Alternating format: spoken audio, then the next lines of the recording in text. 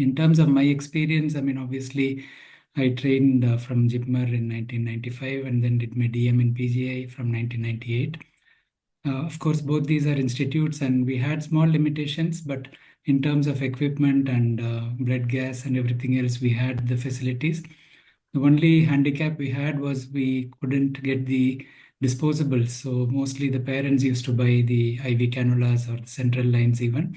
And we had that sort of limitation, and surfactant was not readily available at that time. So it was actually not approved, and it was a illegal medication. So it was off license as well as not brought into the country by legal means at those times.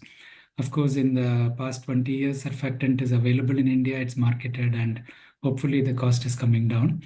But in terms of private practice, my experience was in Coimbatore. After we finished my DM, I worked for 1 year in a private hospital, Ramakrishna Hospital, and there it was not absolutely resource limited, but I had an exposure to how to manage without doing too many blood gases or going by protocol based approach. So we have that limitation when you're working in the private practice, that cost factor comes in.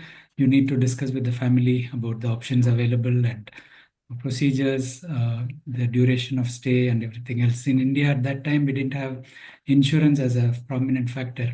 Insurance, I think even now in India, it's not universal. Of course, in UK, it is NHS service where everyone is covered by the healthcare and it's free.